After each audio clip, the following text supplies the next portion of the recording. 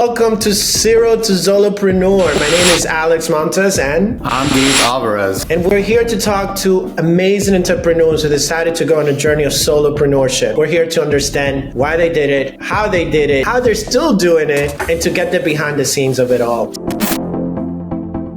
Today we're meeting with Luke Shalom. He's the founder of Grow Solo, where he helps agency CEOs and founders build and monetize LinkedIn audiences. His secret sauce entails getting great engagement on LinkedIn and also following through on direct messages. Prior to Grow Solo, Luke was a CMO of a lead generation agency. He worked at Contact Studios, and most importantly, Luke is a personal friend of mine, and I'm excited to have him here, learn more about his journey. So Luke, welcome to the show. Let us know if you have anything else to add. Wow, what an introduction, man. Thank you so much. It's a pleasure to be here, boys. So let's dive deep. Let's pull back the cobwebs, open the hurt locker, see what's inside. Let's do it, man. Let's go to business. Let's get to business. So Luke, pretty cool what you've done, but I want to know why Colombia? What brought you to Colombia? Because that's the pressing question. I mean, just tell us a little bit about how that ties into your business. How does that promote solopreneurship? Is it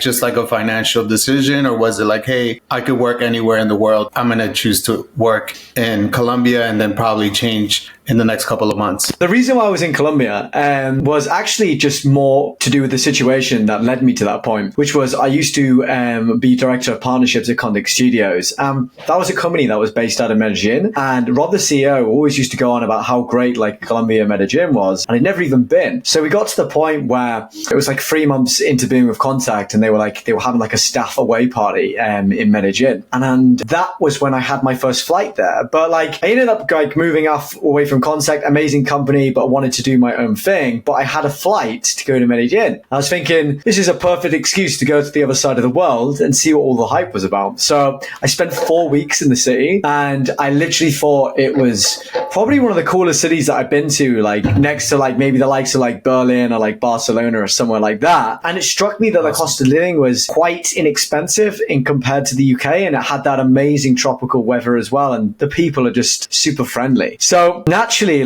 after I'd spent all of this the next 6 months scaling up the business, and to the point where we'd decent number of retainer clients, we'd already helped I think 10 plus founders by that point. The business was in a stable state where I could actually move elsewhere. So I came to the point where my relationship actually ended. I broke it off with my ex-girlfriend, and I thought where was the last place where I felt truly happy and free? And I was thinking it was Medellin. So I just literally bought my plane ticket 2 weeks after relationship ended with my ex-missus, and I just got on a flight, and it was an amazing quarter. It was incredible. Great country. Thank you, Luke. Listen, to provide some context, part of the reason we ask is that as we talk to solopreneurs, one of the things we've noticed is that cost of living keeps on coming up and up. And we've been wondering if your decision to move to Colombia is one of the things that allows you to run your business and things like that.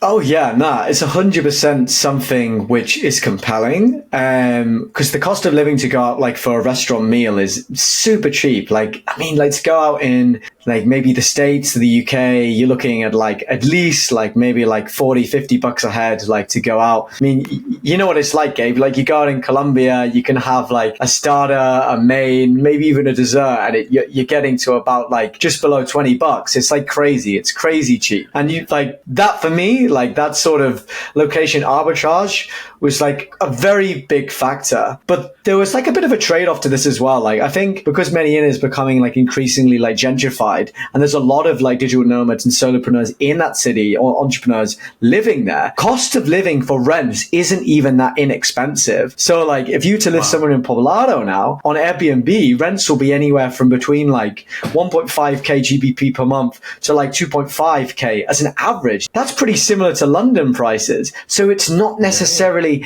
as cheap in many aspects as people might think. It's a victim of its own popularity.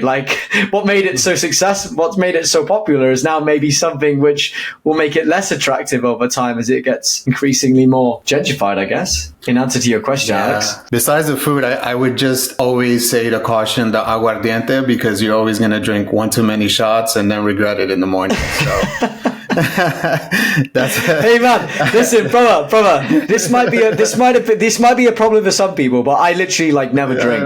Like I'm not like the biggest party animal at all. Like, man, I'm very much like I'll finish work, like I'll be hanging out, might get some food, and then like, mate, I'm in home bed with my Horlicks at like 10 p.m. It is not super wild. Like I definitely could have smashed it harder when I was there.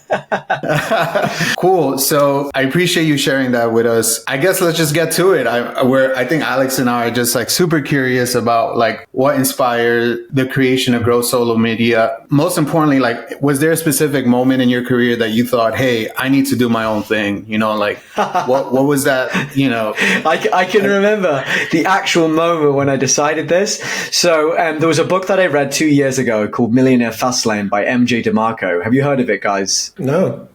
So this is the book that set me on the path to like wanting to work for myself. And he outlines the paths to wealth. He outlines the paths to wealth being like free, like there's free lanes in life, right? There's the sidewalk where people just go about their daily living. They don't really try to achieve anything else. And they're sort of stuck in a job that they hate. And like, they're just going nowhere. They're just on the sidewalk watching everybody else like achieve their dreams, essentially.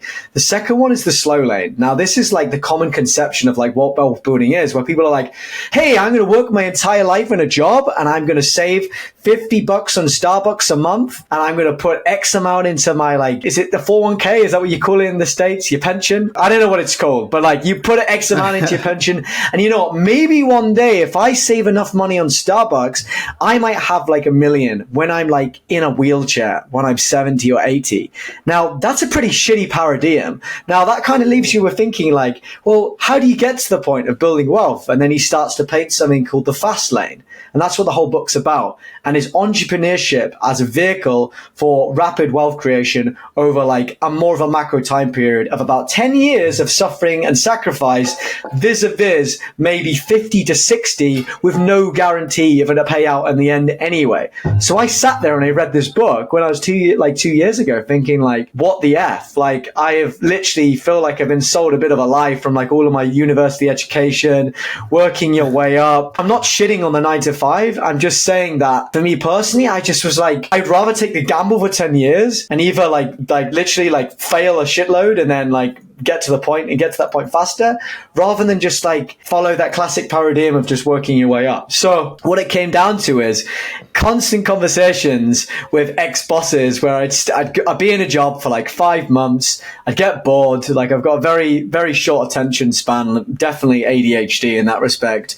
I'd get used to the job, move on. I worked in something like 6 different industries over like 4 years, from like recruitment, podcasting, enterprise sales, all the way to like AI tech sales. I did so much different stuff that on that last conversation when I was working at Contact, Rob just turns around to me and like said like, hey mate, like don't take this the wrong way, but I literally think you're unemployable. You just need to run your own thing. And like that for me was a massive compliment because I was like, okay, here's somebody who is miles ahead of me in the entrepreneur game saying that, and then here we are now, unemployable, but created your own job.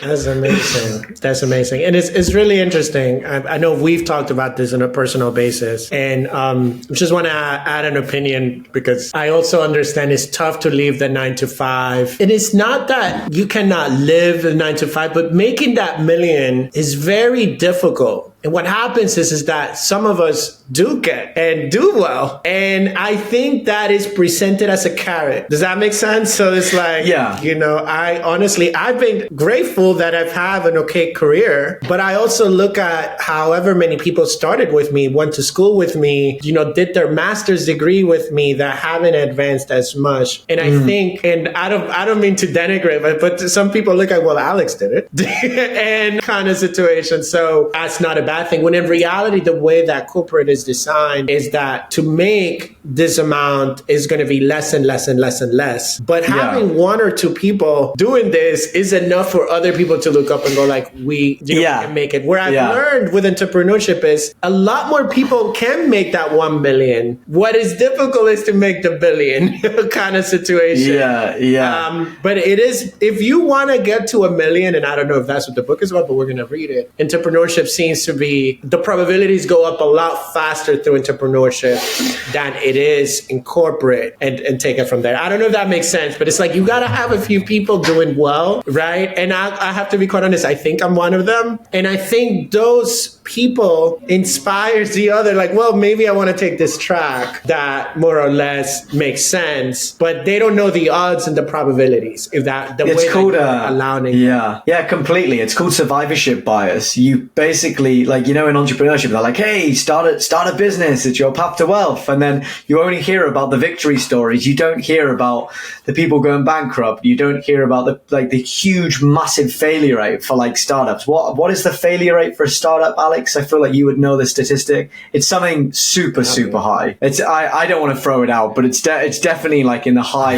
80s. Do some research. I'm going to be like super contrarian and be like 99% of startups fail, and somebody on LinkedIn will be like, that's not even the statistic, bro. I don't know what it is, but it's survivorship bias. It's the outliers that set the tone for everybody else, but that's not necessarily representative of what like reality is. It's just how it's perceived, because you only hear about the victory stories. You don't hear about Joe Blow in her room like barely making ends meet as a solopreneur. You hear about Justin Welch doing 5 million a year as a one-person business. That's not necessarily representative of reality, or even the corporate world either. Like, not saying that you're doing 5 mil, Alex. You might be. No, I'm not doing 5 million.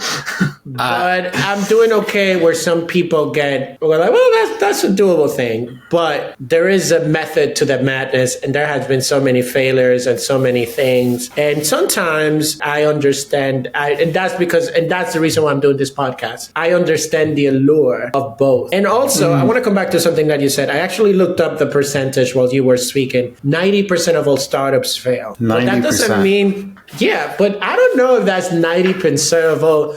What is the definition of failure? That you go bankrupt, or that you didn't go public, or that you didn't get 10 million? But I think maybe we can all agree, making the same amount of money as a stable job, if that was the definition of it, maybe that percentage goes much higher. Because maybe without saying how much are you making more, or are you making similarly to what you were making when you were employed full-time? When I first started, yes. But as things went on, no, like it was, I don't know what the multiple percentage was, but it was something like within a year, like the amount of income I was making went up by like 7x or something. All right. So I'm going to round that number. You have 10x the number that you've made from when you were working for somebody else. So let me ask you this. You haven't had a public exit. You're not a Fortune 500. But I would venture that you already have a successful,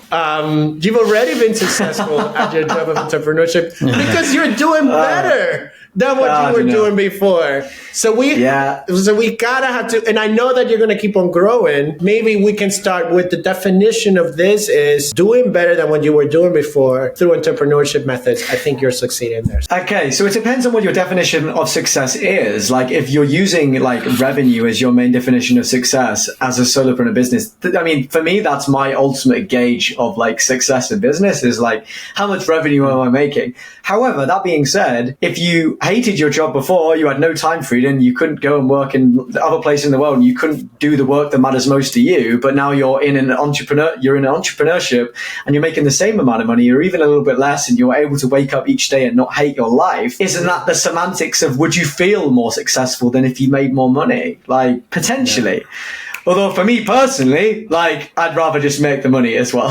I love it. It's interesting you say that because like whatever failure is, right? We kind of acknowledge failure. It's like, okay, maybe this didn't work out, but as an entrepreneur, as having that like innate feeling to own something, failures may come more often than successes, right? I think that's one of the things that entrepreneurs face, right? Like, how do you continue to like learn from something you've done or something you've built or something that's failed? I don't mean to get very serious here, but I do have a question for you because I think it ties in very well to like what you were talking about. Okay. So I'm curious, Luke, like there's a lot of people that probably listen to this and want to hear about the struggles of doing your own thing, right? Like not because they want to like poke fun at you, but maybe because they need to hear that there are going to be struggles, right? There's going to be like ups and downs. And so from your perspective, now that you kind of build, you have a good income, you have a good company, like tell us a little bit about like what those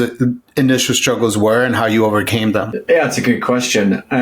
I've been coming back to this one quote a lot recently. It's a quote like, I'm not like some Elon Musk fanboy, but he once described entrepreneurship as staring into the abyss while chewing glass. Now, I think a lot of the time that's pretty resonate with how I feel a lot about running a business. You will never have any, I guess, cooling ever where you have a sheer amount of highs in one day and crushing lows. What I first noticed when I started this is just the sheer mood swings I would get in one day where I'd be like, oh, I had an amazing sales call. I think I'm going to get that business in, all the way through to like something like happening where I'd make a mistake because there was no sort of playbook or like SOPs in place. And then I'd feel like, oh God.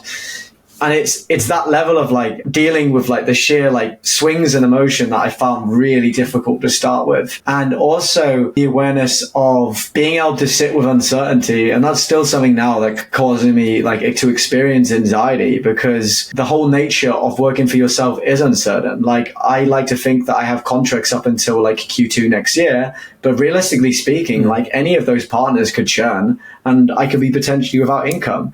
That plays at the back of my mind. And what is something that I have to unpick myself is letting go of a rigid expectation for how I think things will play out in my head and be a bit more flexible about that. And that's something I'm working on at the moment is like, hey, like, look, whilst I would prefer, for example, to retain all of my partners rolling into Q1, I know that I can only show the value that's been delivered, have the conversations to begin renewal. And if they stay, that's amazing. But if not, I tried my best and it doesn't mean failure in the business. It doesn't make me less of a person if they leave.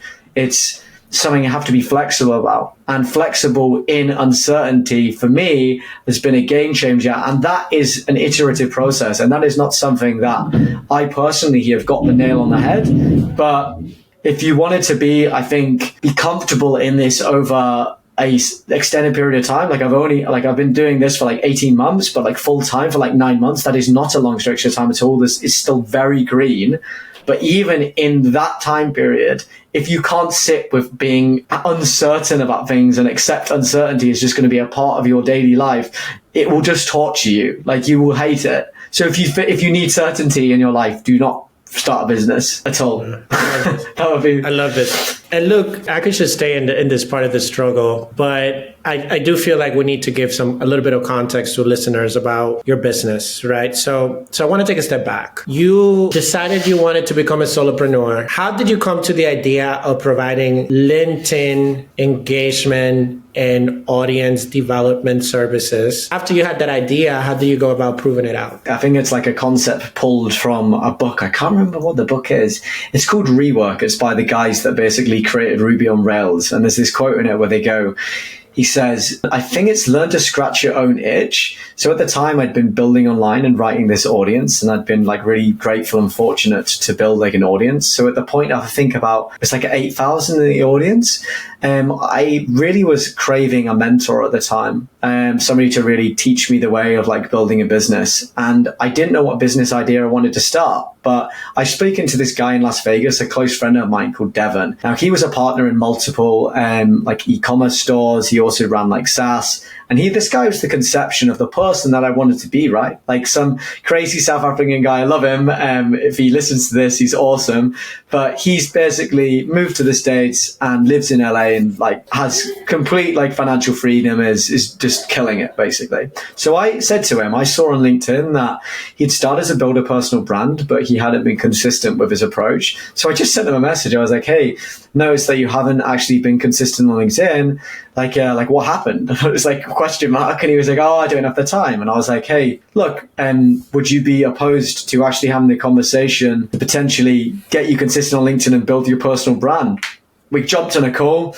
We agreed like a very, very nominal fee. I think I ended up doing that work for $500 a month or something, which is like 1/5 of the fees that we usually like bill now for partners. But it was enough to get the first client, to then deliver for that client, build that one case of social proof. And when I literally went and got that business, I remember this so well. Like everybody likes to think that like, I think everybody like has this romanticized image that you've schemed on this idea in your head of like building a business. I was in a restaurant with my ex-girlfriend, where I literally wrote down the idea on a napkin, right, for Grow Solo. When I got like this client interested, I was like, okay, here's the structure. I went and registered my company that next day at company's house, and then Grow Solo Media was born. Like that it's super unsexy. From that point, we just kept doing it for partners, proved it out for that one partner. It was slow to get another one in another 2 months, but then the rates slowly went up. Then we were really fortunate to work with 20 plus this year. All of them absolute killers in their industries. Wow. That's truly amazing that you found a need in the market, you proved it out, and now you're scaling that. So then I want to go through, one thing is this was the first one and you're at $500. And eventually you were able to raise your rates. But the in-between space, how did you know to double down? Like what led you to go like, okay, this is a thing. This is what I'm going to keep on doing. I remember it really well. It was while I was working at Contact in that business. And I sort of realized that I was working on my sales skills with like a sales trainer, like Justin Michael. This guy's like a 7-figure sales coach. He literally taught me like how to sell. Like none of this would have been possible without his sort of like mentorship. So I started to work with him over the month, and then my own sales started to improve. Like we ended up doing like 160% of quota for Q1. And up until this point in sales, I think my sales past was like quite speckled. Like I'd had very, very patchy success. I'd been served pips in jobs. Like I'd left like jobs. I'd just got to the point in my last SDR job where I'd started to actually book meetings. Now it's tying back to rates for my Grow Solo, because I sort of realized that I was starting to get the skills to be able to sell. And I thought, well, if I'm selling like much larger retainers for like the Contact I was working with, why couldn't I raise the rates on Grow Solo? And that comes down to like how that value is perceived to the buyer, but also how my own selling skills and finding the way in which I would run the discovery process, find like the compelling business issues that would get somebody to buy, find out like what their actual like business problems are, find out like what is the actual value they're hoping to achieve. And that only came from getting better in my full-time job. And then what happened was I ended up signing a client for 2.5K a month who was like in the real estate space. That for me, I still remember like the day when that strike notification dropped into my like inbox. I literally looked at it. I was like, that is more money than I had made basically for the most part of my career, for the entire month. Trading time for money, and that was for one person. And that for me just completely obliterated my mindset around it. And if I could get one person to agree to that, why couldn't you get 10, 20 people in a year agree to that? And then look, like you've got a business that could be doing $250,000. And I was thinking it's so possible. And I know that sounds like maybe a little bit fantasist, but for me, I am a bit of a fantasist in that sense. Yeah. Like I will have that imagination, and if it's like a domino, right? Like that was the first domino in the set, and then it just literally rolled from there. As you build the confidence, you think, okay, I did that once, I can do that again. As soon as you do it again, it becomes muscle memory. And then as soon as you get confident at that level of rates, and you feel like you've got the social proof and the brand to back that up as the audience was building, then it just stacked from there. And the rates also like went up like in addition to that, like another like 2x. It was very much a learn by doing. And the thing central to all of this was none of this would have happened without improving my sales skills. So if there's a solopreneur looking at this figure, how can I charge more for my rates? Well, the first thing I'd say is, how can you actually show to your client that you're going to actually solve their problems and give more value than what you're going to charge, but also your own soft skills of selling are like beyond paramount. This is inspiring to hear. I mean, you may hear it a couple of times, but it is super inspiring that you're just like, you know, you were super focused. You maintain like a level of like confidence, right? You're just like, I know I could do this. I know I've gathered the skills, right? So my question to you, Luke, out of like, you've built this, you know, you've gotten a couple customers now, you've 2x, 3x revenue. Like, how do you deal with like 7x? Oh, damn, my bad. You know, I'm so sorry. So good, bro. 7. Okay. Anyway, like seriously, because I think that once, you know, you get to a certain level comes like some sort of feedback from others, right? Like, how do you balance that feedback to just maintain the course, right? Like, how do you say like, hey, I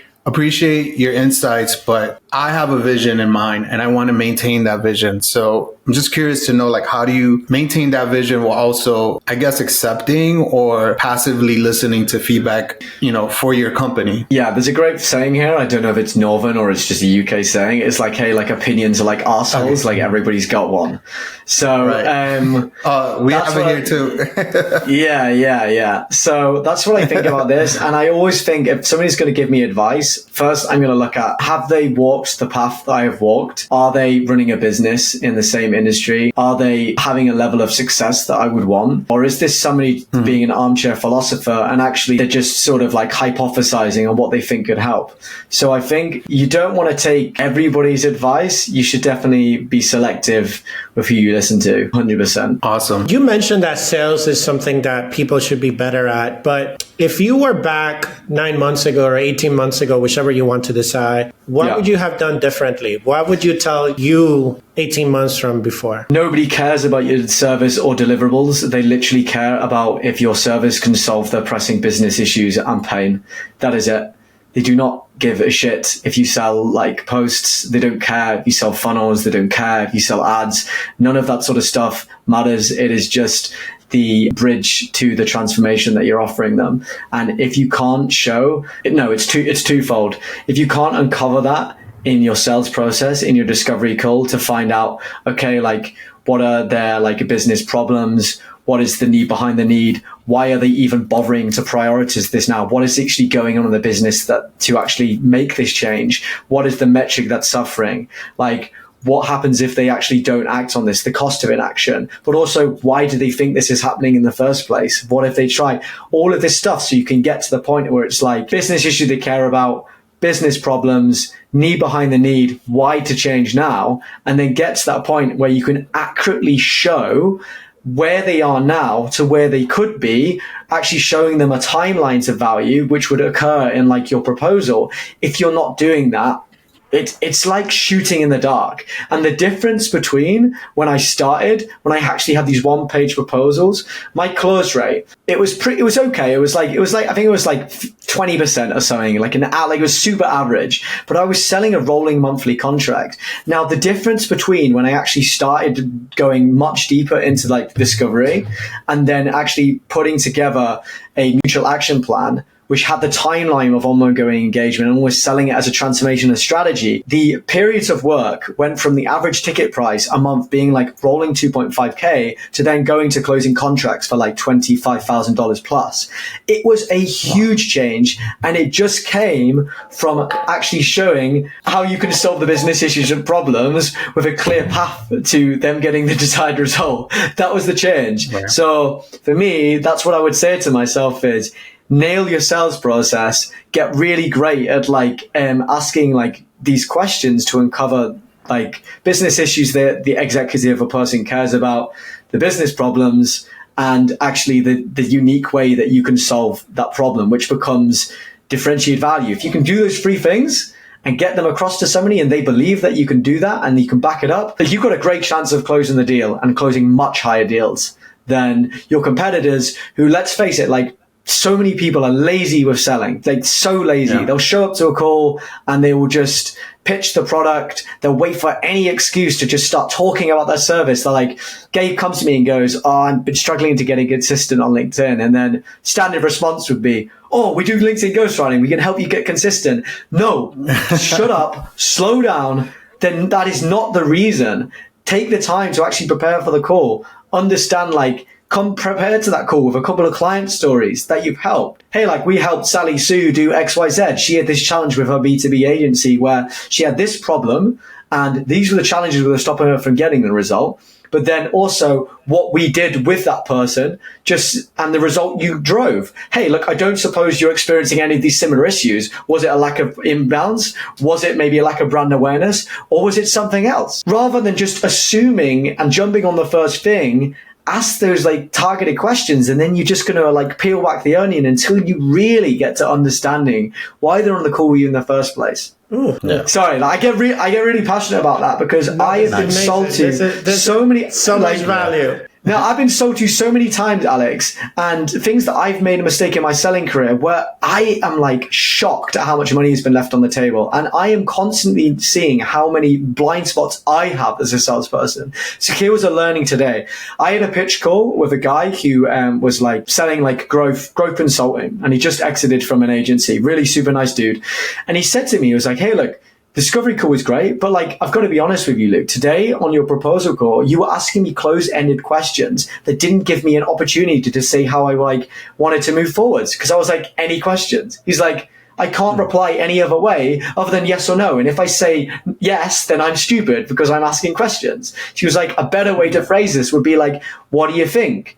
Like, could you see this working for you? Or how do you think this could work? So it's not something that like I'm perfect at all. I would always say that it's just sales is just a constant work in progress. But if you're not working on that skill, oh my God, it's literally the difference between being a struggling artist and the person who is literally like gonna like ramp up and literally like absolutely crush like next year. And that will come down to like your sales abilities if you're like a solopreneur. I'm sure somebody would disagree with me and say like, oh, hey, yeah, I'm just going to rate really good content and people are going to come in as an inbound lead and close themselves. Yeah, that might happen if you've got like 100,000 followers. But if you're some guy in a basement with 5,000 followers and like an offer which is red ocean and everybody else has got that, what do you think is going to close those deals? Your skill sales ability, social proof, and your offer, and that's it. Anyway, ran over. I love it. No, but look, this is great. I think we've learned a lot. We learned about your business. We've learned about some of your fears and struggles. And obviously, we've learned that you feel very strongly that sales and sales skills is the key ability that is allowing you to grow your business. So I want to thank you for that. And maybe, Gabe, why don't you bring us home, ask us one more question, and then, we can take it from there because we can talk to Luke forever. Yeah. I'm going to ask you a two-folded question, Luke. So describe to me what you want to accomplish in the next 12 months, and then possibly just close it out with an elevator pitch for Grow Solo Media, because we want our listeners to know what you're doing. We want you to get as much clients and customers as possible. So we're rooting for you, and we like to promote that as well. So tell us about the next 12 months and then give us an elevator pitch. In the next 12 months, I want to help grow our clients' businesses to further heights and deal real tangible value, because I know if that happens, everything else will fall into place. What do I think about like what personal goals would be? That's a really hard one to say, man. I really want to like keep growing the agency. There's some really awesome partnerships that I'm currently negotiating with at the moment, which I can't actually talk about, but those could also like help from like selling more of a lower ticket within the marketplace, which will actually enable people who maybe couldn't afford like the higher ticket that we work with, and there's still room for collaboration there for how I could help them with LinkedIn.